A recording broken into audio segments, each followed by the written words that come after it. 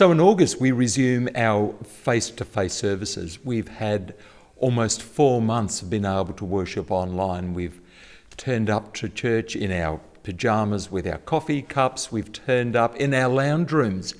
Now we resume what it is that we have done for decades, the church has done for generations, for thousands of years before. We've gathered together as the church of God in relationship with each other before our God. What does that mean for us, and how are we going to do it going into the coming months? I've got with me David MacGregor, our Minister for Worship in the congregation. We're just going to have a bit of a conversation about what that will mean for us. So David, is that idea, we've worshipped for so many months now in our lounge rooms as a dispersed but gathered community. What value is there, do you see, in us being together for worship in the one building at the same time? Good question, David.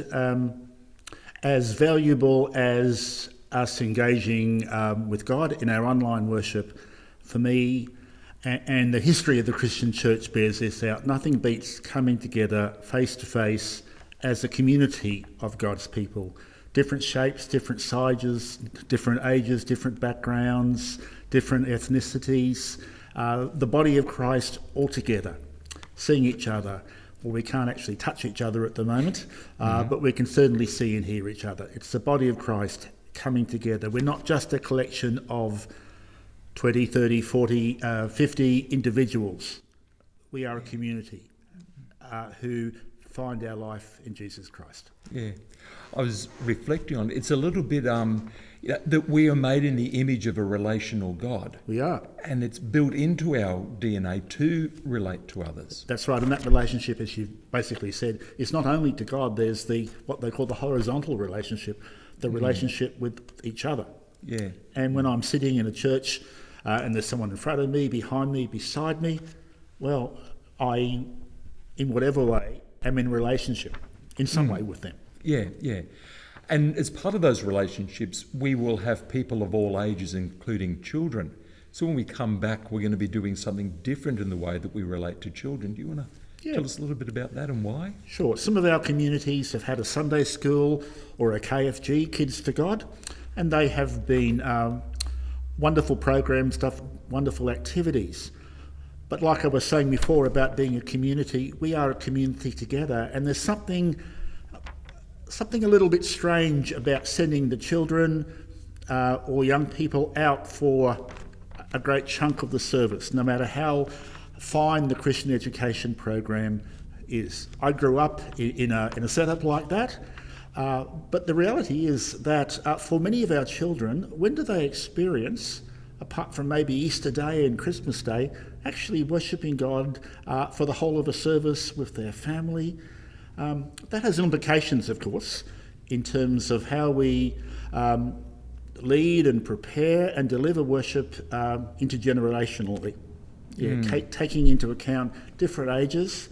I can remember when our kids were less than 5, there was our 2 and 2 other children around about the same age. And in Tarragindi, just in that area, just before the sound desk, they would dance together in a circle as we sang, apart from our son who sat there and read his book.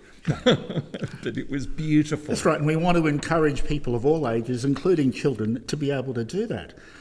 So while we don't plan in this several-month trial to have Sunday schools or the equivalent, Richard, our Children's Youth and Families worker, will continue to provide activity sheets for children, and will continue midweek to offer the program, the age-specific program for children that he's been offering faithfully the last many months. Yeah. So if people are wondering, well, how will my children be catered for? They will continue to be catered for, and all the while we're encouraging families to, as a family, to be on about faith formation and discipleship in their home. Yeah, so very, very important. Whilst there are some different things that we're going to be doing, there's also a lot of the familiar that we all do when we resume worship. Yep, yes. And one of those is singing. Yes, yeah. Was that a good prompt? That's a very good prompt. You knew exactly where I was going. David, as you well know, a ministry team, church council, worship ministry area, others have wrestled long and hard about singing. And until recently, we had decided that we wouldn't for a while. Why had we decided that? Because we were taking seriously advice about droplets of liquid in the air and potentially carrying COVID-19 and the implications for that, particularly with our vulnerable age people.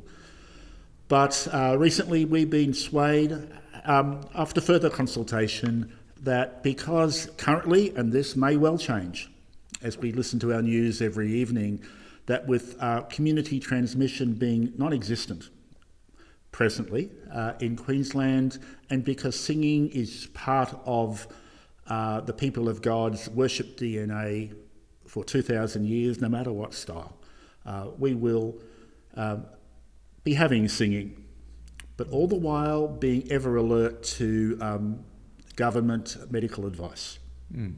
Absolutely. Thank you. Till I see you, until David sees you again. Blessings on you all.